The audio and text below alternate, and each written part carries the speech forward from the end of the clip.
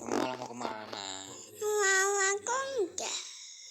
Selamat datang di dunia Siti Sakura School Simulator. Ini Siti lagi main.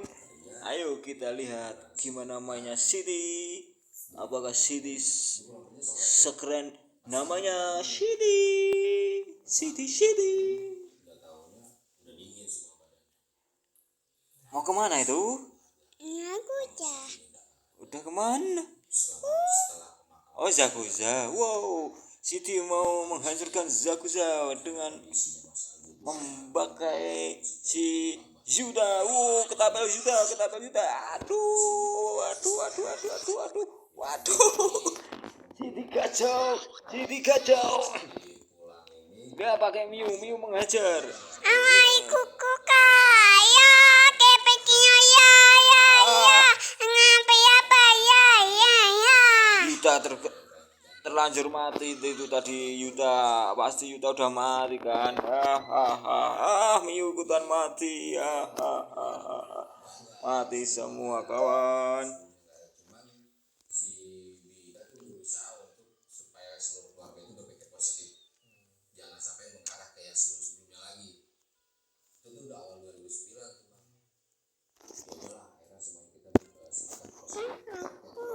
Oh ya kok awal ini. Sekolah kok kosong, gak ada temennya.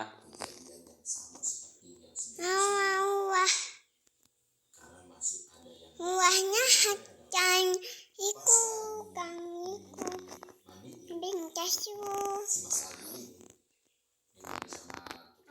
Kan aku.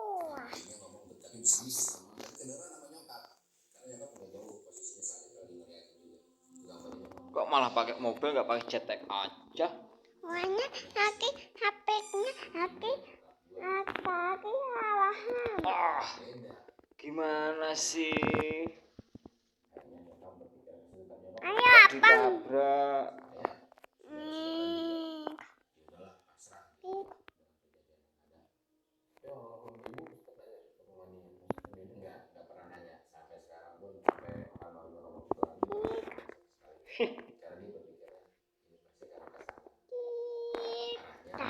Apa ya?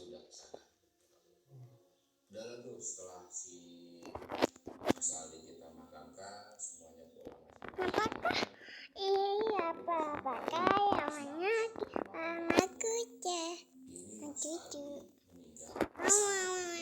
kacang aku awas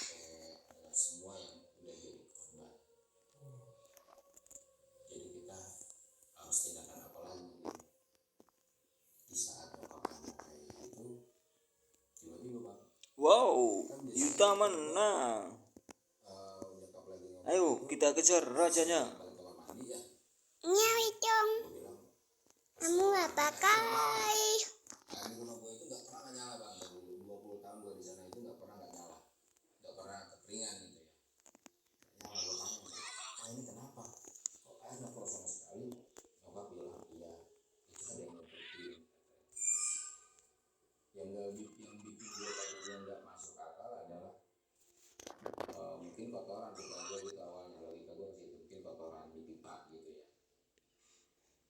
lagi suka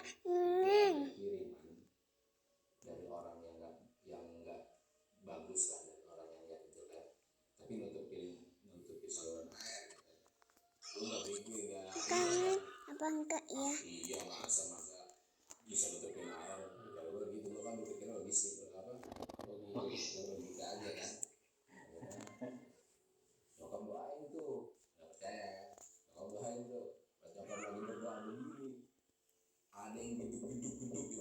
udah ikan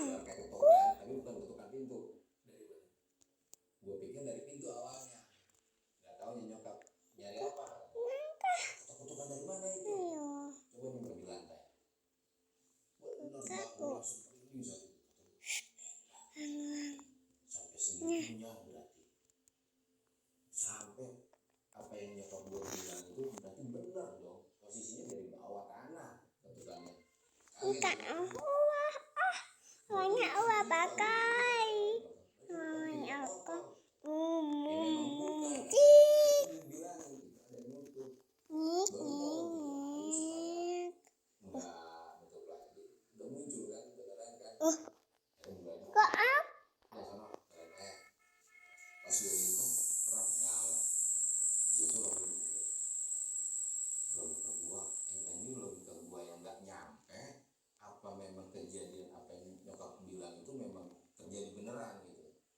Dan kejadian itu nggak sekali bang. Jadi dari semenjak Mas Ali meninggal sampai dengan bulan Mei itu setiap bulan tuh kayak gitu. Tahun sekali mungkin kebetulan. Ya, gue pikir gitu kan. Kebetulan, ternyata enggak. Sering kayak gitu, sebulan tuh hampir beberapa kali, sebulan sekali lah minimal. Pas bulan Juni, akhirnya gue bulan Juni lagi adu uang, lagi adu, ngang ngang ngang, ngang ngang, itu lagi adu. meninggalkan nyokap gua. Bokap emang ada, tapi nyokap gua itu ya gua lebih dekat ke nyokap lah, karena gua anak laki-laki satu-satunya juga. Gua tinggalin nyokap di rumah berumah lain. Selang beberapa bulan kemudian nyokap nge-WA.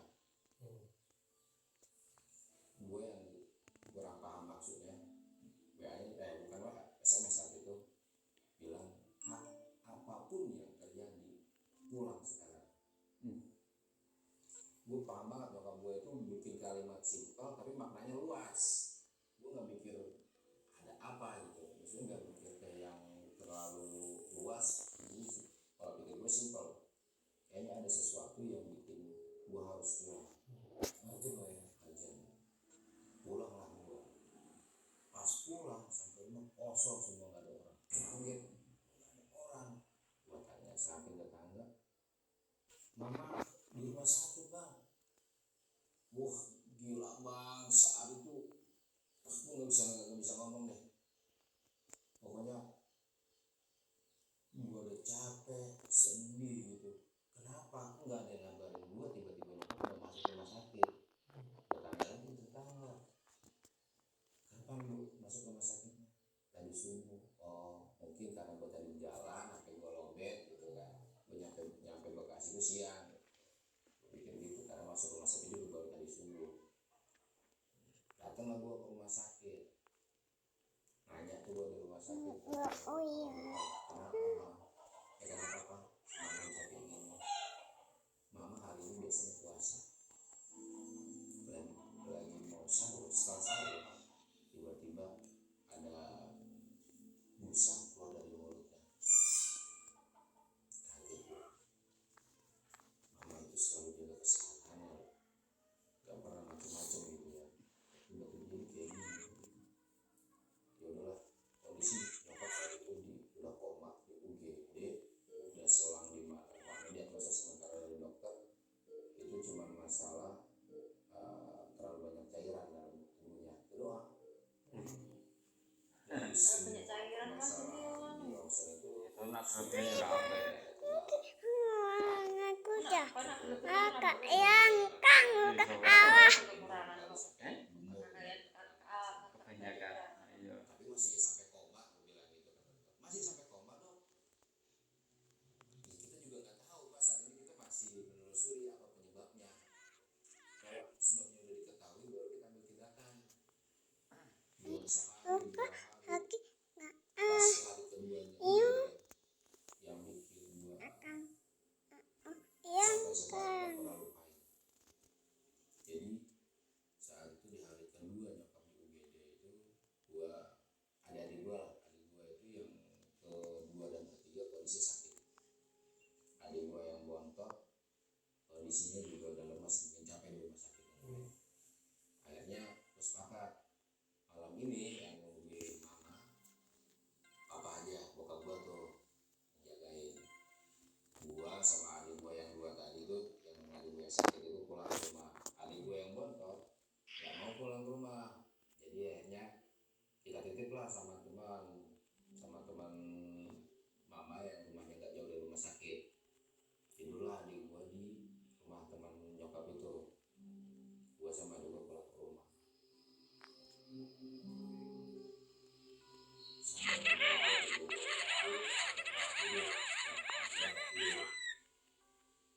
Pas tengah malam gue nonton tuh bang, dari jam 11 itu gue nonton TV kan. Begitu gue nonton TV jam 12 Bukannya, bukannya.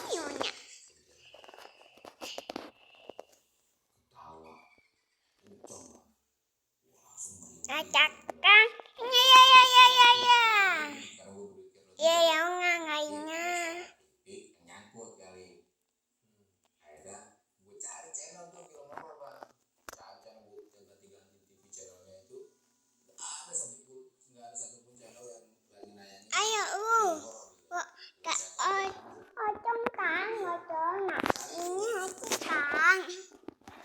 Gak lama kemudian selang 1 menit lah. Dari Airnya petang. suara genderuwo, suara pocong loncat. Kata gue kok makin banyak suaranya. Akhirnya gue ke depan tuh. Jadi ruang keluarga, ruang TV itu kan pasti tengah-tengah. Gue ke depan tuh ke ruang tamu. Salahnya gue di saat itu adalah gue gak berani jendela dan ngintip dulu. Gue langsung buka pintu. Begitu gue buka pintu, dalam hati gue, ya Allah, sampai semua tuh gemeteran dalam gue. Karena apa? Di depan paling dari kebak semua bergeger. Dari kuntilanak putih, kuntilanak merah, pocong yang di sebelah kiri kanan, ada genderuwo di belakang gua. Itu depan rumah persis di depan pagar. Tapi dia nggak masuk ke dalam. Enggak, jadi masih di pagar, di depan pagar aja. Tapi mereka itu benar-benar bikin gua Tuh. kok sebanyak ini gitu loh. Dan itu benar-benar menampakkan diri, bukan lagi bikin suara gitu. Suara mereka tetap ketawa, yang kecil tetap ketawa, yang pocong tetap ketawa, yang genderuwo ngawung aja. Saya ngerti Di situ gua krungu ya sing anu tak ngerti mau masuk gitu ya, itu tuh udah kakunya minta ampun, saking gua ketakutannya. Jadi yang gua mau ngucapin baca doa pun gua cuma bisa dalam hati doanya. Jadi jelas tuh muka-muka Jelas banget yang muka pocong yang hancur kan. hancur, matanya keluar gitu. Pocong matanya satu keluar dari mana-mana. Itu dia anak yang mukanya sendiri itu udah hancur parah. Jadi udah jelas lah sebenarnya lagi sebenarnya masih cantik. Yang anak yang cuma kelihatan bola mata hitamnya doang. Dari genderuwo yang tangannya bisa kayak cepitan capitan itu tangannya, jarinya juga cuma ada 3, jarinya genderuwo sama kuntilanak merah yang gelap lagi namanya. terus satu kumpul Ada kedua. kira film Udah kanan. bingung lagi dah Nah, lo kok gimana karena caranya supaya bisa hidup balik. Bahkan dipikir gua gimana caranya bisa balik. Akhirnya gua tenangin diri dulu tuh, tarik nafas dulu. Mereka tetap ketawa tuh bang, kuntilanak tetap ketawa, genderuwo tetap tuh. Akhirnya gua bilang kayak gitu, dalam hati gua ngomong baca doa, langsung gua teriak Allahu Akbar. Saking gua ke itunya takutnya gua tutup pintu kenceng-kenceng bang, gua langsung lari ke belakang. Lari gua ke dalam kamar, di kamar adik gua itu gua kunci pintu kamar adik gua. Tapi yang di luar tetap aja masih ada suaranya, masih ada lompat-lompatan, masih kedengeran. Dan itu terjadi sampai subuh bang. Lu bisa bayangin gua pengen tidur banget saat itu aja gak bisa karena ngedengerin terus. apa tuh? Jadi kejadian itu paling cuma 1 menit ada lagi, 1 menit ada lagi, dan itu sampai subuh terjadi. Adik gua satu pun dari 2 adik gua itu gua bangunin nggak ada yang bangun satu pun. Jadi itu gua bener-bener gak bisa tidur dari jam 12 malam itu ya, pas gua nonton sampai subuh itu gua nggak tidur. Mereka menghilangnya itu pas azan subuh dari musola rumah. Jadi dekat rumah gua ada musola, pas azan subuh baru semuanya hilang semua. Sebenarnya kok posisi Di apa? kamar tuh sama Medeni posisi temennya nyokap Medeni kan ada sih. tinggal tidur adik gue yang kecil. Telepon, ini adiknya, adik gue kan namanya Nopi. Ini si Nopi semalam tidurnya nggak nyenyak katanya, ini masih demam. Kenapa bu? Dia kayak rekepan. Akhirnya gue ngomong sama adik gue, kenapa kamu? Semalam ditindihin, ditindihin. Jam berapa? Ini gue umrah begini begini bang. Ditindihin jam berapa? Jam 12. Kejadian yang sama yang gue alami. Padahal beda tempat. Beda tempat. Jadi gimana gue tanya gitu. Didudukin katanya. Didudukin sama apa? Kuntilanak pak. Astagfirullah. Terus kayak gimana orangnya? Setannya. Jangan nanya gimana, serem bisa bangun. Ya Allah, langsung lemes lagi tuh bang, dapat kabar kayak gitu kan. Udah lemes lagi begitu jam 8 pagi tuh bang. Sejam kemudian, 1 jam kemudian jam 9 pagi gue ditelepon dari bokap. Cepetan ke rumah sakit. Kenapa? Mama udah nggak ada. Makin runtuh lagi bang dunia gue. Gue udah nggak bisa ngomong apa-apa saat itu. Gue udah lemes, belum tidur ya kan, gara-gara semalam ditambah berita kayak gitu.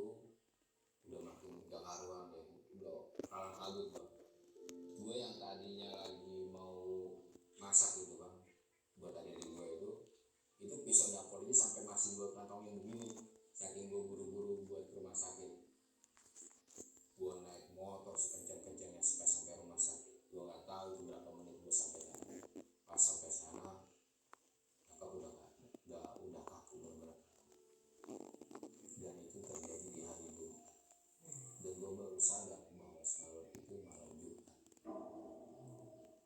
Akhirnya udah mau gimana lagi, itu udah pasrah juga kan.